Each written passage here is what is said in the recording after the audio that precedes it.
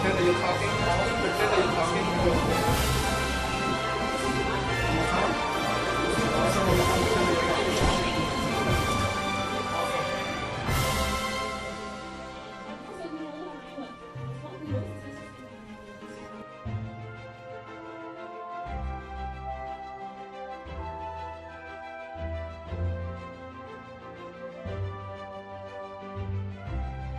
It all starts with the writing. If the script isn't a good script, if the material isn't good, it doesn't matter what we're going to do with it. So if you don't know when you do shows like Homicide: Life on the Streets and bring positive light to African Americans and not make every single character the bad guy, but actually make them the ship commander and actually make them the detectives that solve the crimes and actually bring issues that are pertinent to this country who is struggling with a lot of different issues right now.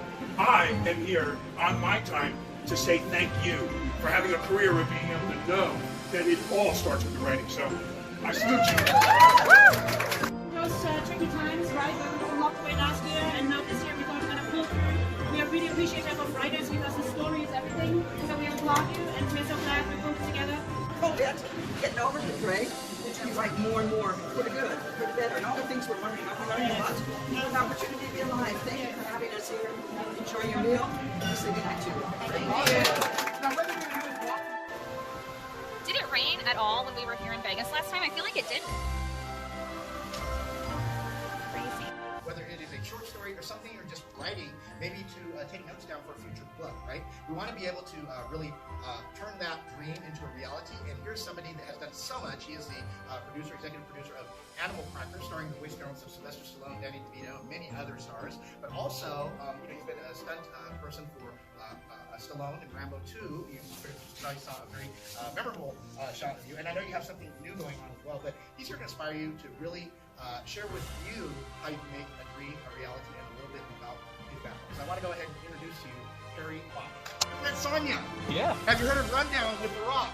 Absolutely. Right. Well, this gentleman has an incredible story. His name is Ernie Reyes Sr., and he's actually being acknowledged in the Changing Lives series book featuring Ernie Reyes, who is with the West Coast World Martial Arts Association. And let's give it up for Ernie Reyes Sr., right?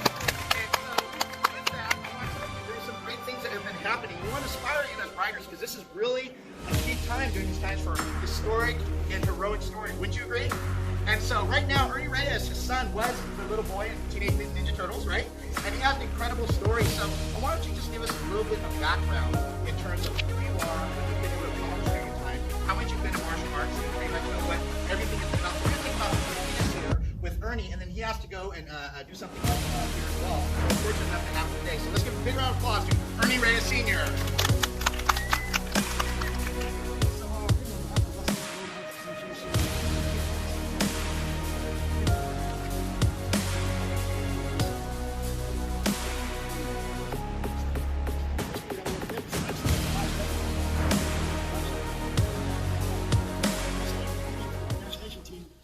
San Jose, California to LA, it was really hard time for us. We lived in my aunt's garage, and it was a hard time. Just Ernie and I slept on the bed, he slept on the floor.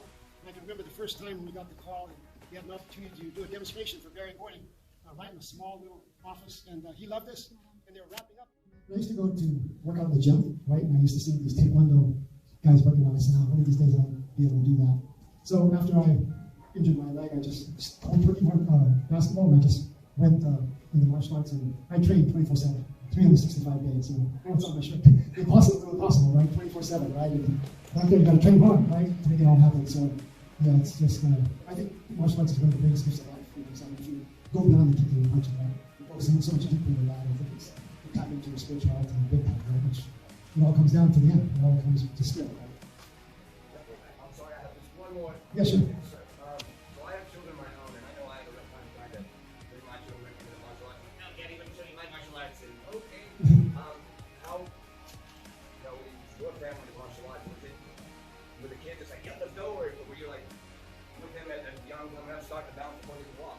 Yeah, they were born into it. My other sons did it.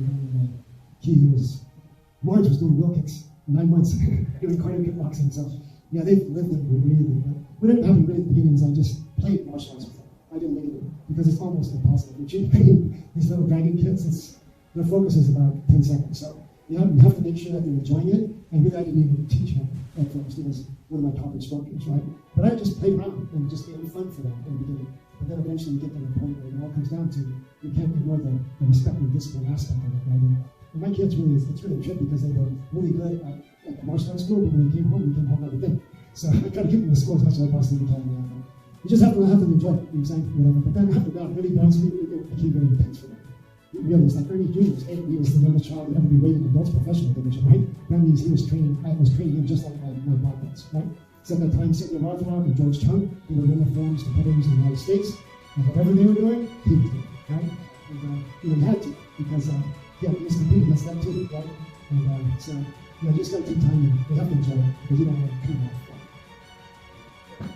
I didn't know it was going to go all over the world, but because the Salvation Army's all over the world, I literally went all over the world with this program, helping homeless kids and street people learn the discipline of martial arts to try to better their life. And once I clicked into gear, I started to feel fulfilled. I want to give you a secret, and I hope you understand what I'm saying.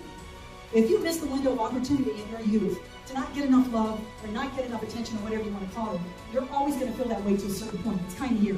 It's like, I don't count any trophies, how many plaques. I'm so grateful for what I got last night, but honestly, I can't really marinate it. It's just one of those pitches I'm going to have to walk with. But what I do feel is when I have a homeless man who was on the streets of Denver for 17 years, become a black belt, gainfully employed, and go, Master, you saved my life. That's when I feel. That's when I go, wow, I'm doing what I'm supposed to do. You see, when I don't worry about what I need, and I try to give other people what I feel I need, that's when these miracles take place in your life. Because we were created in the image of God to do great things, to make a difference in other people's lives. And I'm a Native American, I go to reservations, I identify heavily with Native America, and I don't know if you know, but we're missing and murdered Indigenous women. We have thousands of Native American women falling off the face of the earth, and they don't know what's happening to their lives. All through America and Canada, Google it. They think sex trade, they don't know. But I took it upon myself because I know they will embrace me, being a Native, to go in and teach self-defense to these women. And I do that in a couple of ways. I know that Jim talked about my product line. I've actually taken my product line and I've given it toward the cause to help pay for expenses for missing and murdered Indigenous women. And these women, we're trying to help cut the sleeves off of their t-shirts to stand in solidarity with the missing girls and missing women. So I'm just going to tell you, I have them with me, and $20 if you want one size fits all. They're great to train in, but I have these beads made by natives. Also go for the cause of missing and murdered Indigenous women. For $10 you can have a bracelet just to help out if you want to with the expenses of that. I have books. I didn't choose to bring books because my books are in copyright in Century Martial Arts and I can't really take the funding that I need to make a difference. But my own products like the t-shirts and beads and dream catchers or whatever, please see me if you'd like to help support this cause. As if you do, I have this stuff with me. I'm going to say that before today. Guys, I don't know. I just feel like the Holy Spirit wanted me to say that today about what it really means to take center stage. And you can absolutely take center stage in any way you want, but I want you to be ready in the long run. And even martial arts will teach you. It's going to be about what you can do to make a difference in this world.